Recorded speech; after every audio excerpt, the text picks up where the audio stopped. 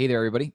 Welcome to episode 3 of Backup Stories. My name is Justin Townsend. As always, I'm here with my good friend, Mr. Rob Newmeyer. How's it going? Rob, this is a week for comics and a half. We had a hard time getting a list together. We had to start cutting out some books that we wanted to talk about. Otherwise, we'd be here all day. Yeah, I mean, between this week and, stuff from the past 2 weeks also, the last 2 weeks were huge. Yeah.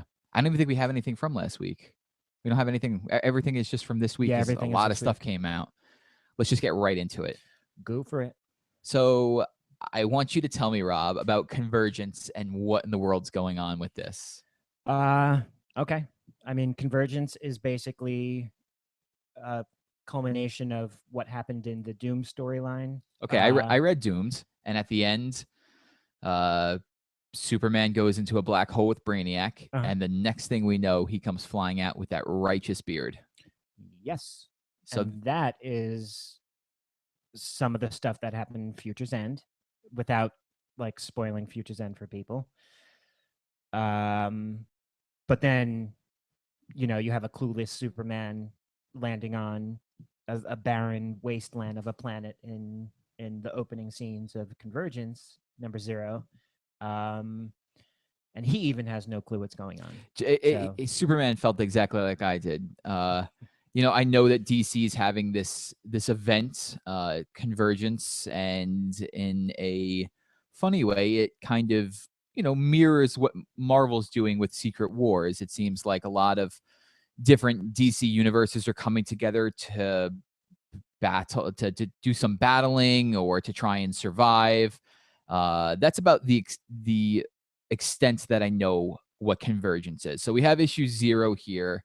As you said, Superman lands on a barren wasteland after flying through the black hole, and Brainiac is trying to get some information out of him as to where he came from. So this is where I was getting confused, because it seems like at the end of what was it, the Doomsday storyline, Doom's Brainiac goes through that black hole, lands, and he's seeing all infinite realities. And is that the same Brainiac that we're seeing in this issue? They do not make it very clear. Okay, so we're gonna go into spoiler territory, I guess. I think it's needed, because I like to think that I'm pretty up on comic books, and I have no idea what's going on in this story. Yeah, he saw all the broken realities, and what I'm taking from that is that just starts his obsession on wanting to know and collect everything. Okay, that makes sense. So that's why you see, or he points out one of the cities in a dome. He used to have the bottled city of Kandor back in the day. So he shows off one of the domes, and Superman's pissed. He's like, no, you got to let those people out. You can't just enslave them. And he's the collector, so he wants to have them there.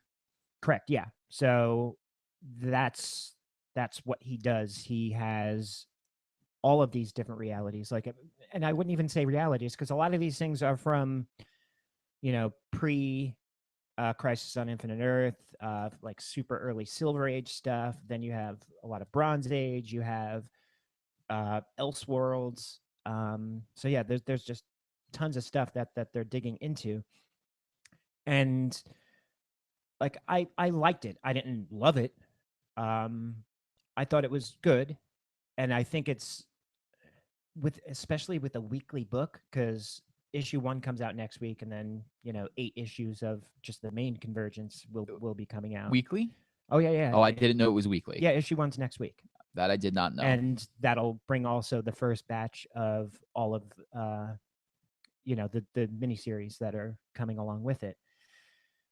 I think next week will be a strong indicator of where this is going, because without reading a lot of those tie-in books, it's hard to say what they're really going for.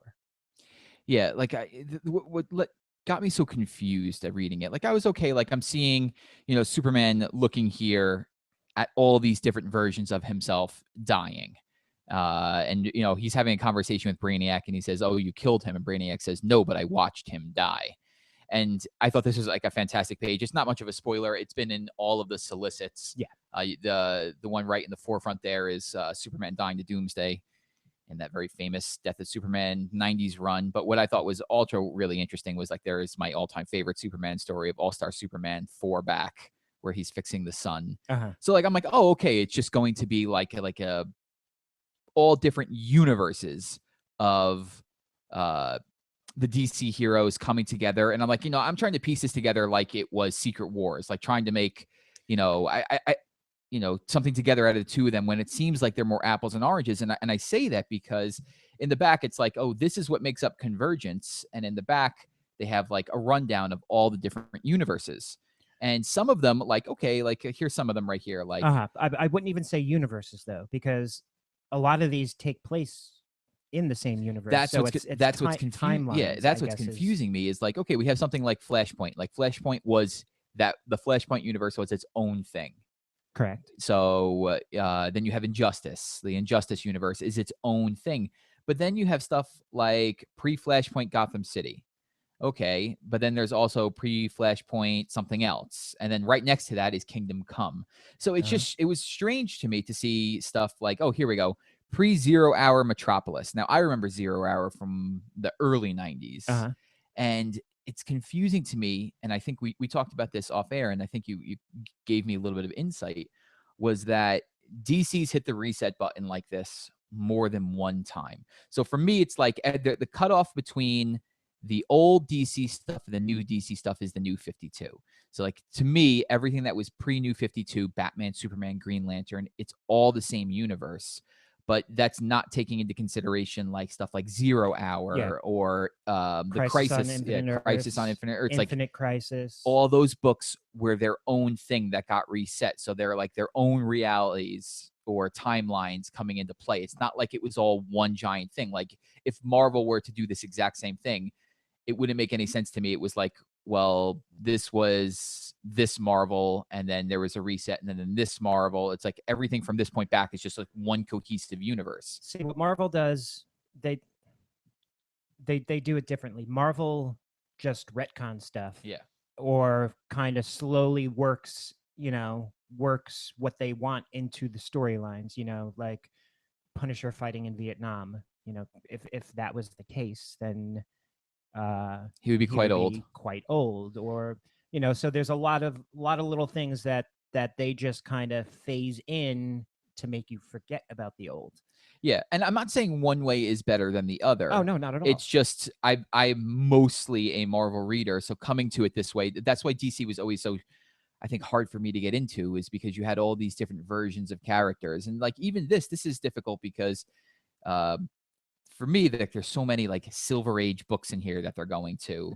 Like, but I don't think you're going to need to. It's not like you need to know the source material. True, that's true. To enjoy it. Like, there are tons of great writers that are going to be writing, these books, these characters that they'll ease you into it. They'll, Yeah, and I think, I think the hard part for me, just like flipping back here, was because I'm thinking like, all right, like I don't know all the books of Secret Wars, but like I know like, oh well, there was Avengers vs X-Men or Axis, or like they seem to be pulling from crossover events. Well, yeah, those are just major events. Yeah, but but even if you weren't like the heaviest of comic book readers, like those names are in the forefront of your mind. But when I'm looking back here and I'm looking at, it looks like stuff from the 50s. It's like I have no idea about this universe whatsoever. So like, what does it mean to me as a reader when I'm seeing like Bizarro World or Cap's Hobby Shop World? Like, but have you been reading Multiversity? No, I haven't.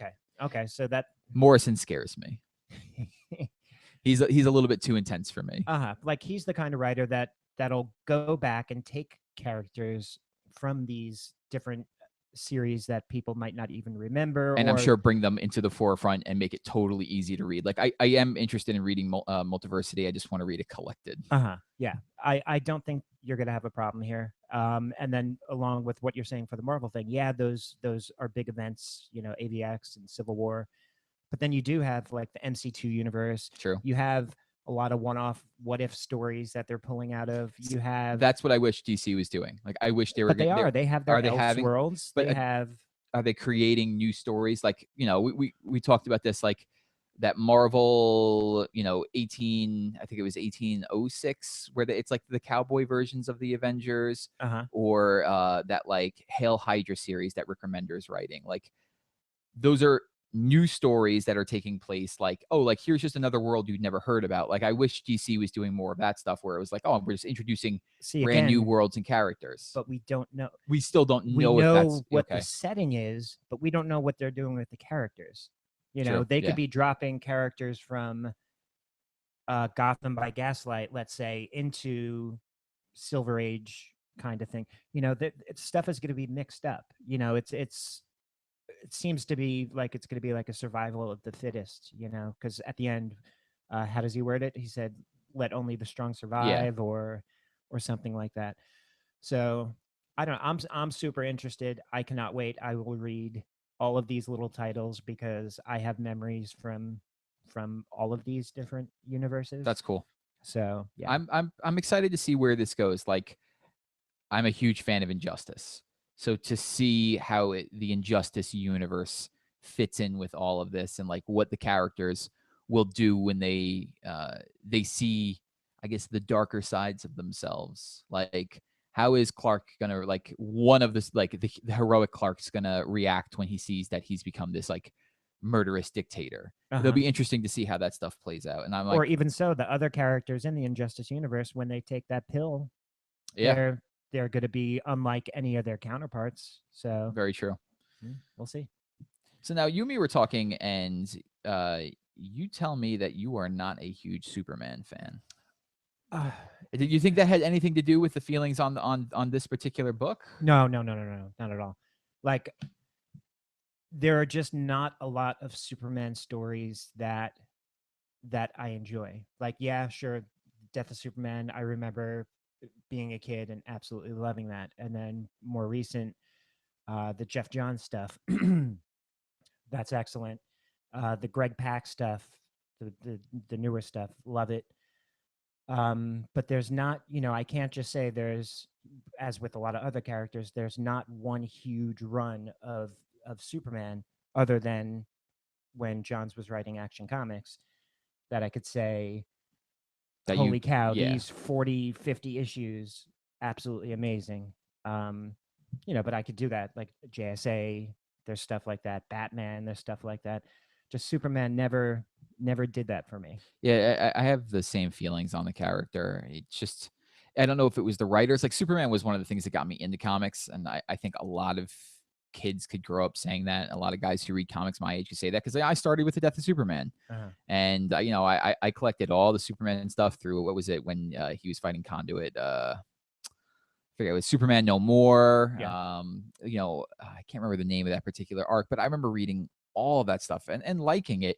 But then I just like fell off Superman somehow, and I think they've been trying to make him relevant and interesting to a new crowd. But the same thing, like I feel that certain graphic novels of Superman are like really good. Like I mentioned All Star Superman, which is one of my favorite all time books. No, I totally agree with that. I'm a huge fan of Birthright.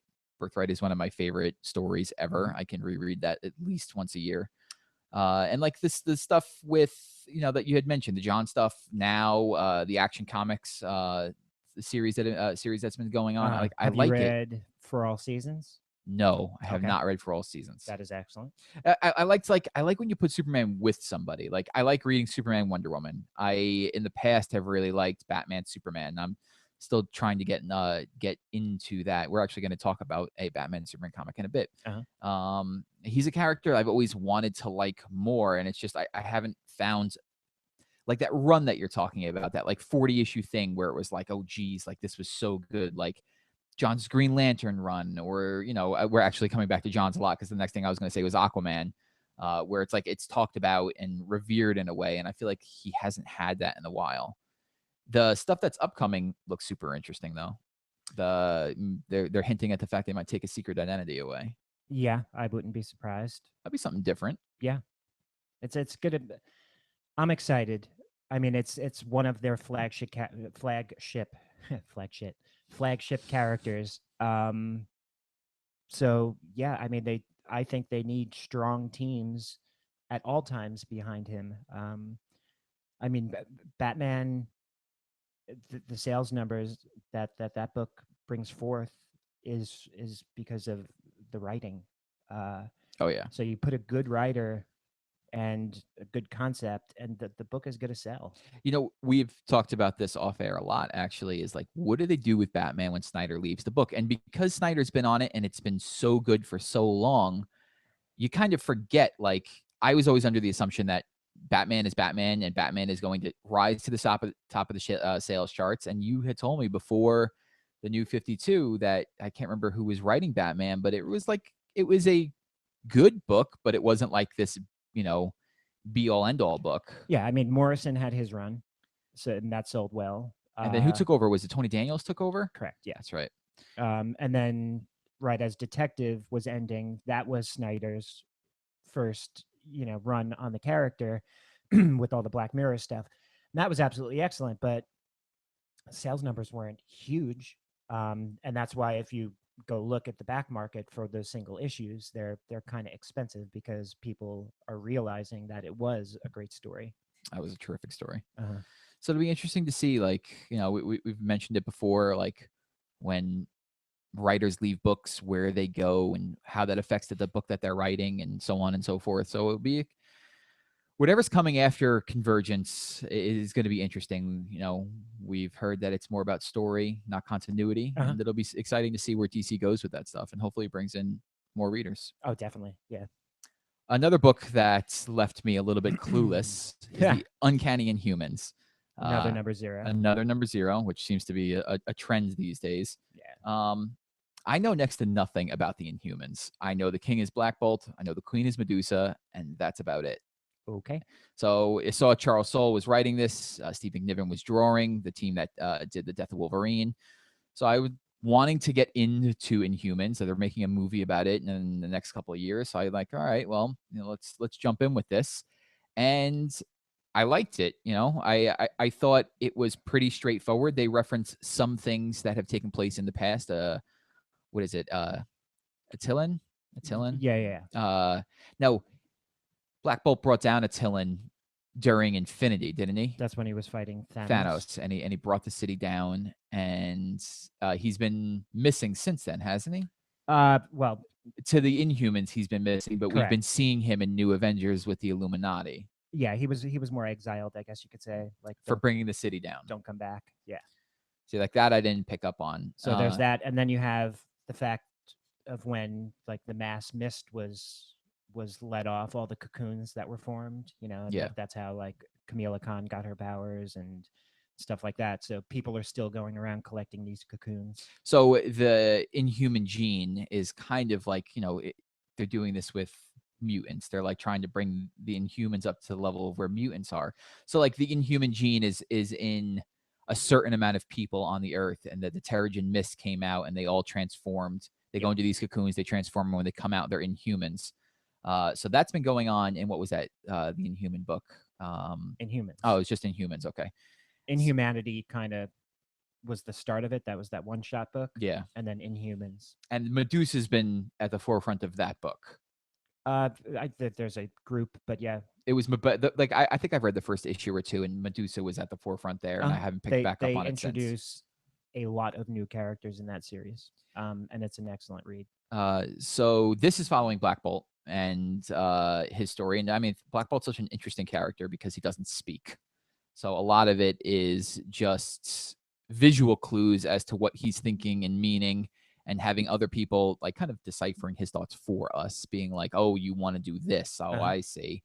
Yeah, he used to have people on like his court, I guess you could say, that would be able to read his mind and mind meld, I guess you could say, just so he could actually have conversations in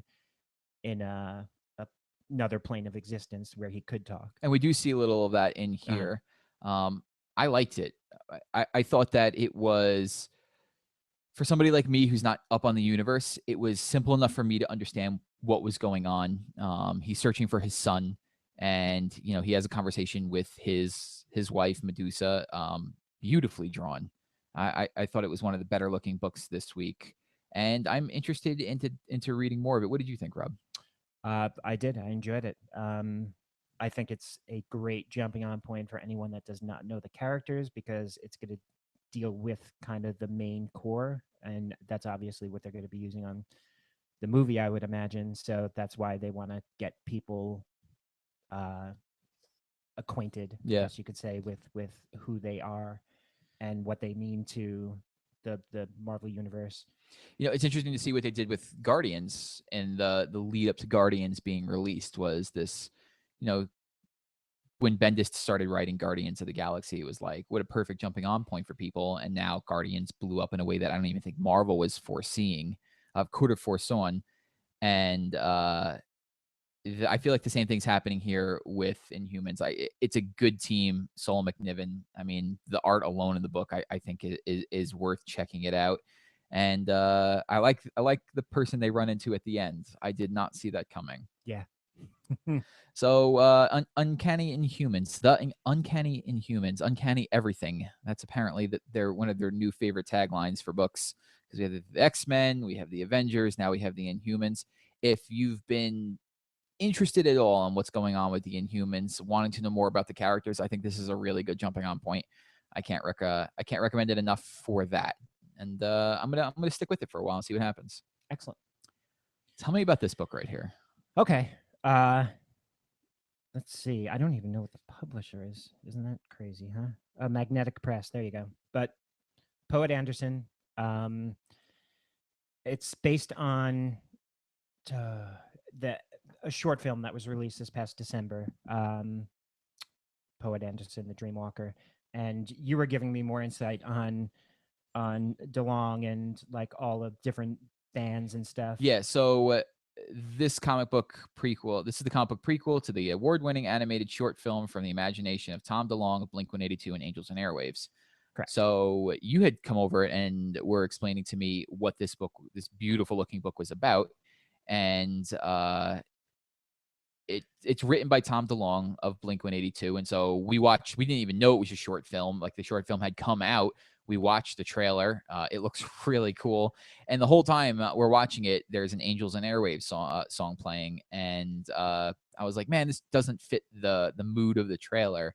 And Rob didn't know that Blink-182 is split off into like a whole bunch of different bands, come back together. One of the bands being Angels and Airwaves. So like it seems like the whole film has music inspired by the bands, but the book itself is really interesting, and man, is it pretty looking.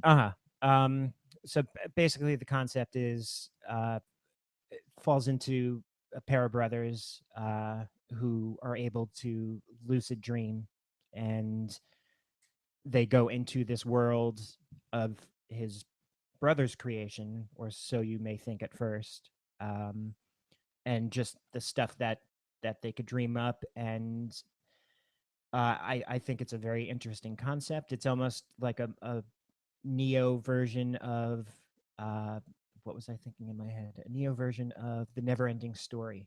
I was going to say the Matrix in a way. Well, yeah, you have Matrix-y type stuff, but Never-Ending Story, more current. I love it. I think the art, it has a very, very animated feel. The characters are being portrayed excellently. I think you get a nice build up on who they are, and very interesting nemesis. And yeah, I don't know. I'm just looking forward to read more of this. I'm actually looking forward to. Good. Yeah, I don't want to like give it all away. Exactly. Yeah, we won't. This is one of those books that Rob enjoyed it. I haven't got a chance to read it yet. Rob spoiled it for me, but I'm still interested enough to go back and read it. The idea of dream walking and being able to explore your own dreams is something that people have actually learned how to do, and there are ways to train yourself to do it. I've done it one time where I realized I was dreaming, and then I could like do whatever I wanted to in my own dream, knowing I was dreaming, one time in my entire life. And I don't understand how it happened, but the basic concept around that, and then to kind of twist it a bit, is super interesting. Yeah, no, I've had that happen plenty of times. And especially like they go into like night terrors and stuff like that. So I used to suffer from stuff like that. So I can totally understand where he's coming from. So yeah, I mean, definitely check that out. It is gorgeous looking. The Dying and the Dead by Jonathan Hickman. This is one of the best Hickman books I've read because it's so easy to understand. This is issue 2. Issue 1 came out, what was it, like 6-7 weeks ago, I feel like? 6. Yeah, if I had completely forgotten about it. It's Uh, been so long, and when I saw it in the pile, I was like, "Oh, this is exciting." So, The Dying and the Dead, the first issue was about a man who has a dying wife. And so what he does is he travels to this city where he encounters these immortal beings, mm, but they're the dead. They're all white. They look like beings of white, and they're wearing clothes, and everything's all in white. And there's a lot of backstory there between this man and the city and how he knows that they're there, and they don't explain any of it. But you get the idea. You get like that's great. they give you some clues along the way of what might have happened between these two. And so the man is looking for a cure for his sick wife, and the city will grant him this even though they tell him that he does not want it. And why he doesn't want it, we don't know. I mean, the idea of having a debt to these people seems like a bad idea. But the city also needs something from this particular character. And so at the end of the first issue, which was this massive issue, it was oversized as anything, he agrees to do it. And so he's going to do this quest uh, for the city in exchange for the helping his wife. And issue 2 is him. He's an elderly gentleman. There's no other way to put it. If I had to guess, I'd say, and he's 65. His wife is probably the same age. She has like a terminal cancer, and so the second issue deals with him getting his old gang together. And a lot of them are facing the same issues that his wife is, or a lot of them are in situations that wouldn't immediately lend to them being able to help out. And it's just really well written for a Hickman book. That's not a surprise. Usually with a Hickman book, you're expecting something, clues here and there for a super long game. And while this book is dropping some breadcrumbs along the way as to what happened in the past, you don't really need to know it right now. You just need to know what's going on moving forward. And it's incredibly inviting to read. There's nothing, overly complicated about it. This guy's going to do something for his dying wife, and he's dealing with some sort of supernatural force. In this issue, he's going around getting his band back together. Now, is this an ongoing or? I am under the assumption it's ongoing. Okay. The issue ends in a way that it doesn't seem like this is going to be like a 6-issue thing. It doesn't seem like it's going down that path, and I'm pretty sure that it's ongoing. I'll have to look that up to be sure, but I'm enjoying it. It's beautiful art. What I really like about it is the colors. Yeah, it's got Michael Garland does the colors here, and it's great because there's just a lot of contrast. Like when these characters from the city come up, I had mentioned that they're all in white, but everything else is kind of got a tinge to it. It almost looks like it's put through like a sepia. Yeah, sepia tone. Yeah, tone, or like something with like a lot of red. And so when they're on the page, they really stand out. I mean, I would assume that the colors of the panels all have something to do with each other. Oh, I didn't even think of that, but being the Hickman, you're totally right. There's probably like a secret game going on here that I don't even realize. It's issue 2. If you like anything to do with like supernatural stories, or like I would almost say like a revenge story, a mystery, I'd say give this a chance. It's fun. Like I look forward to reading the next issue. I'm just interested to see what happens with these characters, and I'm super interested to see what in the world happened with these characters to get them to the situation that they're in now. Awesome. So that's from Image. So check it out. Now there's a book that I was super excited that came out this week. It's a Marvel original graphic novel. We've been hearing about it for a while. It is Avengers Rage of Ultron, and it is by Rick Remender, and it is drawn by, I think it's Opeña. Yep. Is it Jeremy Opeña? Yeah. Jerome Opeña. And so it's an original graphic novel. Opeña was doing the Avengers book with Hickman, and then disappeared off that for a while. And everyone was wondering where he went, and it turned out he was doing this. So with the Marvel original graphic novels, they're strange because they're kind of based out of continuity, but this has a bunch of in-continuity stuff. I'm going to read the back of what's going on here so we get an idea of the synopsis of the book.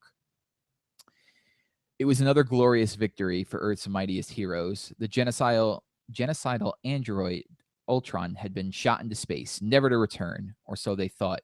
Now, years later, the artificial intelligence has found a new world to conquer, one with his own horrific legacy. To save his homeworld of Titan, Thanos' brother Star Fox must seek the aid of his former allies, the Avengers, but he finds them radically different from the ones he once knew. Among them, Ultron's creator Giant Man, and when Hank Pym confronts his now planet-sized son, the responsibilities of fatherhood have never loomed so large. So the Avengers beat Ultron, send him out into space, and years later, Ultron comes back as a giant planet. Now, how deep are we going here? I'm not gonna. I don't want to spoil anything out of this book. Like I think it is an intriguing story with insanely gorgeous artwork. Opeña stuff is very easy to spot. Well, this is definitely some of his best stuff. Yeah, easily. It's really good. I don't even know who the star of this book is. It's a family drama between Hank, Ultron, and the Vision. And I'm a huge fan of graphic novels, and I like this original graphic novel idea. I've been excited to read this, and this was better than I thought it was going to be. I know they're making a big push with Ultron, Age of Ultron coming out. There were more than one books related to Ultron released this week. We'll talk about the other one when we're finished with this one. But man, this was really good. Like, this was really, really good. Rob, what did you think? I did. I loved it. It's interesting though, because you're saying, where does it fit? And it's hard. It's hard to even contemplate where it fits in the timeline, because there's a certain team of Avengers that are together that that has the female Thor on it. Sabretooth, Spider-Man, that's a new thing. Quicksilver. Yeah. So the Sabretooth and female Thor, that's ripped out of what's going on in the pages right now. So I don't know where this ends. I don't know if that's going to be a thing moving forward. I don't know if these books just get thrown out there like, this is a story that happened, don't worry too much about it. I guess only time's going to tell, but it's interesting. Like, this comes out right around the time that Secret Wars is going to be coming. But then what's interesting is, without it's hard to do this without spoilers, and I want people to read this.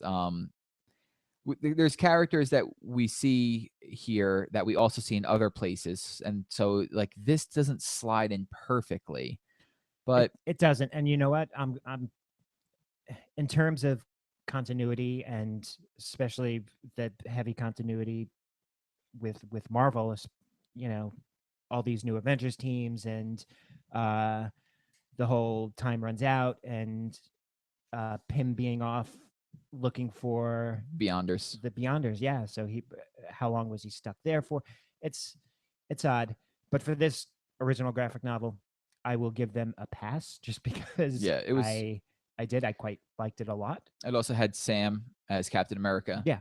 So it was just a good story, and I don't know if it was just the story itself, and then you look at the art and you're like, oh geez, like when you get to a good story and good art together, it just really stands out. And this is one of those books that just really stands out. Like, it doesn't really matter the continuity when you're looking back at it. I could reread this a few different times and just be happy with it standing on its own. I'm sure people are going to be pissed in terms of continuity. You mean people on the internet getting upset? Well, I don't believe it. It's bound to happen. I don't believe it. And I understand where they're coming from. I've just read so much at this point where, to me, I just want good stories, and I enjoyed this a lot. Good Spider-Man stuff in this book too. Yes, that too. Spider-Man had a couple of appearances in books this week that I didn't expect to see him in. That Avengers Millennium book. Yeah, I know you didn't get a chance to read it. No, I got to read it very quickly before we started it, and it is chock full of good Spider-Man stuff. Yeah, because that's 4 issues and one a week. So do you know what's interesting about that book, the Avengers Millennium, is the Age of Ultron team plus Spider-Man. I know. Yep, that's exactly what I said on Wednesday. That is not a coincidence. No, there's no way. And Spider-Man showing up in this Avengers book, He doesn't show up in the next book that we're going to talk about, but it's not a coincidence that we're seeing him again in Avengers titles. Oh, they knew a while ago that Yeah. this was all happening. So Avengers Rage of Ultron, if you're curious about Ultron and don't know who he is, like if you're new to comics, new to Marvel, and you see the Avengers movie is coming out a month from now, I definitely recommend picking this up. You get a really nice backstory on who the character is, where the Vision comes from. In the movie it's gonna be a bit different. Tony's giving birth to him, but you get the idea of where the idea of Ultron came from, and it's a fantastic history lesson and story all wrapped up together in one. And now the next one I don't want to spend too much time on, but just in stark contrast of that Ultron book and Ultron Forever Avengers. Yeah, I didn't like this book very much. No, and it's weird because I love his Al Ewing's Mighty Avengers run. Which is good stuff. It was excellent. And this just seemed super weird to me. Basically, Doctor Doom plucks a team of quote unquote 6, but winds up being 7 characters to help him come deal with a problem. And that's Ultron, obviously. And they're all Marvel characters from, again, different timelines. So you have Hulk, you have Captain America, who's the daughter of Luke Cage and Jessica Jones. 2 different Thors. You have older Thor, Odinson, and you have the female Thor, Black Widow, Vision, and Rhodes is Iron Man. Correct. Yeah. I don't know. It just seemed super weird to me. It's a interesting concept. I feel this would have been better served released 5 months ago. To release it the same day as Rage of Ultron just seems strange. Like, I know they're amping up for Ultron because of the movie, but it just seems a little bit out of place. Like, it's confusing. Like, all right, which Ultron book did they tell me to buy? There's 2 of them this week. Like, that's just weird. Like I said, it's a cool concept. I just don't feel like it's put together in the right way. We have a Doctor Doom here, which they're hinting at isn't actually Doctor Doom. So, okay, that's like an interesting story thread. I'm going to go into spoilers in this book because like, I want people to understand what we're talking about. Like, there's some good stuff in here. You have an older version of the Odin son, you have Thor wearing that blue and gold armor, which is just gorgeous looking. And you see him meet the female Thor, and he realizes, like, he thinks in his head, I must die. And it's actual that the female Thor is from some point in the future, because she's like, let me warn you guys about this. And he's like, no, it's better that we don't tell them, because having a time travel like will screw stuff up. Like, don't tell them. But they have a nice moment where Thor meets Thor, and he's like, I'm glad that somebody was able to lift the hammer again. But then, like, weird stuff happens in this book. Like, they go fight Ultron, and Ultron beats them, as he always does in some way, and the Hulk's head gets cut off by Captain America's shield. The weirdest thing I've seen. And like, story-wise, it's like, okay, like, I'm confused or anything, but for me, like, I just had like the art. I couldn't get into the art, and the art kind of like pulled me out of the story. It takes, I hear that a lot. Like, people say like, oh, the art pulled me away from the writing, and I take issue with that sometimes. But sometimes you read a book and you're like, I can't stop looking at the way that the character looks instead of looking at the character and hearing what they're saying. And like, this is one of those books that I could definitely agree with that saying on. It wasn't the art that did it for me, though. It just, the writing wasn't there for me. It had its couple of moments, but I just didn't enjoy it. Same. I mean, I'm gonna see it through. It's a mini series, so I want to see what they do with it. I mean, there was enough hooks for me to get me in a little bit further. Like, I'm interested in who this version of Doctor Doom is, and at the end there's a cool thing. Ultron has become the All Father, and he rules in Asgard. Like, to me, that was cool. That's pretty cool, and I like seeing that type of stuff. So I'm gonna stick with it. it wasn't terrible by any stretch of the imagination. It just if you're going to pick an Ultron book to read, even though Rage of Ultron is more expensive because it's a graphic novel, What that's was it? where Was it $24.99? yeah, $24.99. Yeah. That's where my vote would be, is to grab the graphic novel. And here's a little tip: if you want to cut down on the price of the Rage of Ultron, and you have a friend that only reads digital, and you like to, go hardcovers and trade paperbacks, split the cost, give them the digital code, and then you're only paying 12 and change, and then you both get a book. Yeah. Now you said to me that I gave you the code for this so we could catch up on it and talk about it today, that you had never read a real comic digitally. No, this was my first like real full experience reading a digital comic. And the way they presented it, it was interesting. I liked not being able to see further ahead on the page because my eyes do tend to wander. Yep. Sometimes I'll flip a little early, or that's just how it works out when you have something full and in front of you. I enjoyed it, but still in my heart, like I need to hold the book. Yeah. I was almost all digital until we met, and I had gotten used to that. Like, I know for the guided view on Comixology, I find it frustrating sometimes they go panel by panel instead of giving you the full page first and then letting you scroll down to panel, individual panels. But at times that could be done to great effect. Like, I read Sex Criminals digitally because that's where I've had all the issues, and I collect the trades afterwards. And I remember this one issue of Sex Criminals where they're John and Susie are walking, and they reach for each other's hand, and panel by panel, it's blown up in front of you, and you could see their faces. But in the actual layout of the comic, the panels were very small and at the bottom, and so that was that didn't hold as much meaning. So sometimes it's good, sometimes it's bad. But I hadn't known that you never really read one digitally before. No. I have to see how it looks. Next up, we have a couple of Endgame tie-ins. You have Arkham Manor and Gotham Academy.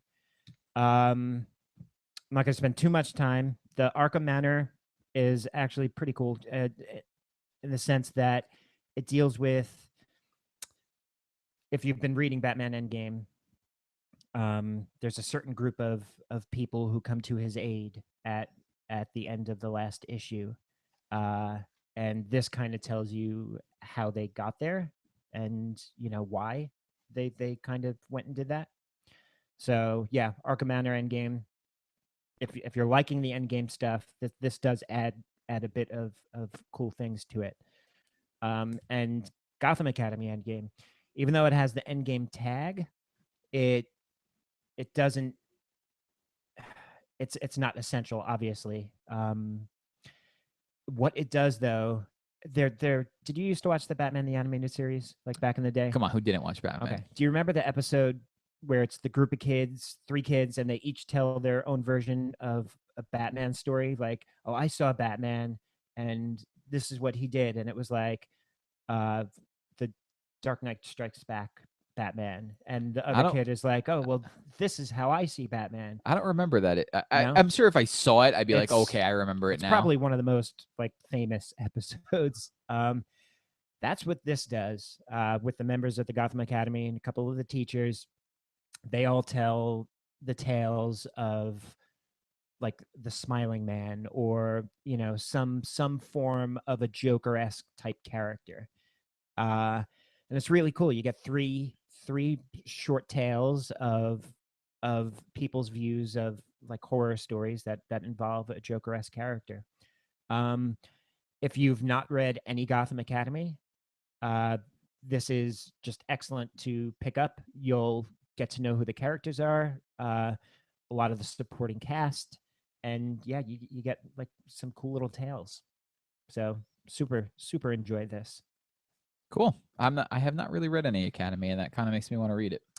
Yeah, I would pick up the first trade, and when it hits, I think what are they up to? 5, 6? They're not very high, so yeah. Maybe I'll do that. Yeah, you'll enjoy it. You told me to read this book right before we came on the show, and so I did, and it's something. No Mercy from Image. Okay, so Go ahead. You give me your initial, because it's Alex DeCampi, writer, and Carla McNeil with the art. So another book that I had no idea about. Yeah, I mean, Image just every week it seems has a couple of new books, number ones that you could read, and I saw it in the pile, and I was like, "Oh, an Image number one. I'm going to read that," and then completely forgot about it until Rob came over, and it's an interesting idea. It's these kids going down to build churches in where are they in in Ecuador, I would say, like somewhere around there. Does it say where they are? Central America. All right. And their bus, something happens to something happens to them. We're going to get into spoilers on this one because the book did something really well.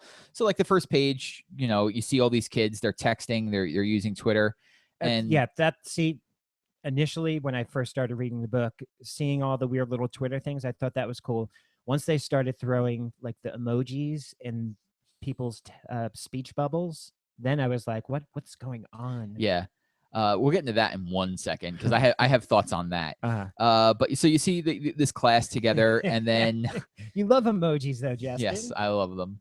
You see them, a big group shot of them on Facebook, and I was like, oh, okay, a timeline photo or whatever. And then the first comment underneath it is, "Oh my God, how sad they were all so young." And I was like, oh, okay, that's how you kind of wrap me into a book on the second page. But it's funny because that's almost like are a lot of people going to be even their eyes are going to wander down there to read that? Do you think? I think so. Yeah. Yeah. Just because it's like it's a double page spread. It's drawing you to the center, and then your eyes gravitate towards the first comment. I mean, think about how many. You're scrolling down an internet page. The first comment is usually something that you'll read because it's the first thing. When your eyes are going down that way, you're going to see it. No, so I go into the weird middle part where all the meat is. I try and stay out of internet comments as much as possible. So something happens to these kids, and that's where this book goes. The whole text speech that Rob's talking about, it did one thing really well, and it made me feel really goddamn old. Like I felt a little bit like I don't understand how people talk like this. But they don't. I know. Oh, come on. Tell me like 16-year-old girls don't talk like this. That's what it felt like. That's what it felt like they were going for. Yeah, and but to put the emojis in the actual speech bubble, it's weird. Oh, I mean, it's definitely an interesting book. We have there's a review up for it already on talkingcomicbooks.com. I read it. It was by Joey, and he liked it. He said, give it a chance. Like it's just a strange book because at the end I was like, okay, like we'll go spoilers we here. Said that, yeah. So the bus, they're on a bus. It goes off the road. There's an accident. Some of the kids are hurt. There's cocaine on the bus from somebody. There's coyotes coming. There's there's injured kids here. There's injured, adults. It looks like they have to band together, and that's a totally cool idea. Like the Woods does this really well, where it's like we have a school that's been transported to another place. We have to survive. But this, I don't feel the sense of urgency in the book because it's like they just went off. Like it looks like a well-traveled road, and there's an accident. Like to me, there's no conceivable way within a day or two they're not found. So is this story, is this like an ongoing? Is it going to be 6 issues where they have to survive people coming after the cocaine? I don't know where this book is going. It ends on an interesting cliffhanger where it's now the coyotes are coming. What are we going to do? But I feel no sense of urgency for the characters because I feel like by tomorrow the police are going to be there. There's nothing that leads me to believe they fell off this place where nobody knows about. They took some back end shortcut deep into the forests and nobody knows they're there. They went off the road. They went off the road, and there was at least 5 or 6 cars right there. The tractor trailer cut them off, which led them to go around another car, and then their tire blew and cars ahead of them. So yeah, I can understand that point. I just think that they're in such a remote place because they're talking like how between the drug ring and corrupt officials and police, do people even care is more like it. They're yeah, we're Americans, so of course people are going to come find us. But Are they? I mean, That's kind of how they're portraying it. that's true. It's just like it was just a weird thing. It didn't like give me that like sense of like these people are really in trouble. Like they might be in trouble tonight, but I felt like they're gonna be fine by the morning. But I guess we'll see where it goes. Like there's enough going on in the book between the injuries, the drugs they found after the crash to kind of intrigue you a bit to coming in. I mean, I thought the second page, like that double page spread that we talked about, where it's like, oh, like Mhm. they they were so young and stuff. Like I felt like that would have been like a really good cliffhanger there if it ended like, oh, okay, we see the picture in like them taking pictures in the beginning, and the book ends with like, oh, they were so young. It's like, oh, well, then something really bad did happen after the crash, and like none of them made it, and like let's find out how that came to be, and then they could do what they wanted from there. I mean, it still could go that way. It was just it was an interesting book. We shall see. Yeah. I mean, I'm gonna keep reading it, so even if you don't, I'll let you know. Sounds good. Okay, what do we got next? Really quickly, we talked last week about Batman and Robin being the end of the series. I did not know that there was an annual coming out the next week, but it's a different type of book. An annual issue usually is, Batman and Robin was always, kind of grounded in a way.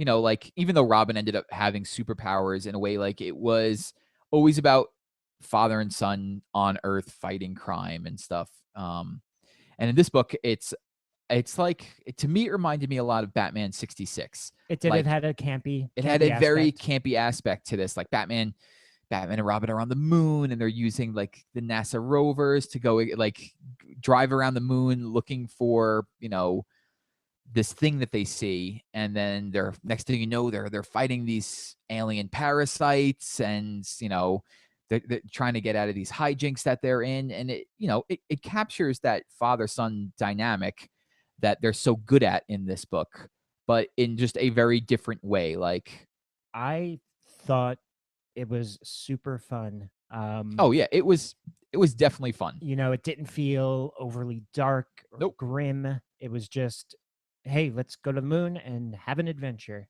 That's exactly what it felt like, and that's where I drew the 66 comparisons from, because it was just like hijinks, and just to see them in spacesuits on the moon, it's like, this isn't Gotham City. What's going on? And Duke is there too. Yeah, there's a dog in space. Why not, right? Uh-huh. So hey, if you've been enjoying Batman and Robin, or if you haven't read it at all and you just want like a cool father son tale with loads of fun in space, Batman and Robin annual. Uh-huh. And another DC annual this week, the Batman Superman annual. We were just talking about Superman stories before, obviously. And this one, I'll just throw it out there. In the beginning, Superman uses his new power. And when he uses that power, he needs time to recharge. So he's kind of out of commission in terms of, he doesn't have any of his other powers. He's powerless. Correct. So this is him with no powers in a jungle with some support from Batman, trying to evade a group of mercenaries, special mercenaries. Very sent special after- mercenaries. Yeah, you have Bane and Man-Bat and Killer Croc. Yeah, just a whole group of people. So it's cool to see Clark be helpless in a sense and have to use his brain to get away from these people with a little help from Batman. I thought there was a really great panel in the book where Clark is saying to Batman, like, I'm coming to help you. And in the next panel, he's tied up to a wall. Uh-huh. And he's like, let me out of here. I thought Uh-huh. that was great, because you never see Superman in that situation. I liked it. Yeah. Sometimes the annuals are hit and miss, but I had fun with this. Most annuals are, though. Yeah. And I guess we'll end with just a little reminder here. This is one of my favorite books, Nailbiter. Nailbiter is super image, good. Another image book. You can go find the first 2 trades, because this is new story arc that's starting, issue 11. If you are not reading this, I implore you, if you like any kind of horror, and I'm not a horror person at Me either. all. Like, horror stuff freaks me the hell out. This just has such an interesting concept. It's what if a group of how many serial killers is it? 16 16, yeah. All came from the same town. in different time periods. Why? What's going on in the town that's making this happen? That's just the overall basis. Tons of cool stuff that comes from it. And yeah, this just deepens the mystery. Yeah, I agree. I'm not one for horror at all. The first cover of Nailbiter like kind of grossed me out, and I was like, I guess I'll give this a shot. And I ended up getting really drawn into it. And Rob is right. It's really good if you like mysteries. It's like the horror aspect doesn't really even exist in the book. It's not even horror. It's just like a sense of dread. And it's creepy, but not scary. And I really enjoy it. I haven't got to read this week's issue yet. It was like one of the 2 books that I didn't get to finish in time. But I'm glad that you got to read it and we talked about it on the show because Nailbiter really is good. Awesome. So Do you have anything else? No, I've got nothing else. It was a busy week. We went through a lot of books. We've been, like I said last week, we've been getting feedback from the show. Yes, thank you. Again, thanks for all that. We're still figuring out the formula and format of this exactly, but we definitely appreciate the feedback that we've been getting. You can always reach out to us on our Twitter. We are at Backup Stories. My personal Twitter is at Joroak, Joroak. And I am at Dusk1020. Send us questions, send us thoughts, send us what you think of the show. If there's any books that you guys want to see us talk about, we're probably reading them anyway, so let us know. Yeah, if you want our opinions on something, if you want to point us to something that we might not know or anything like that, sure, we'd love to hear from people. Absolutely. You could follow Rob and I each week on the Talking_Games panel. You could follow us over there at Talking_Games.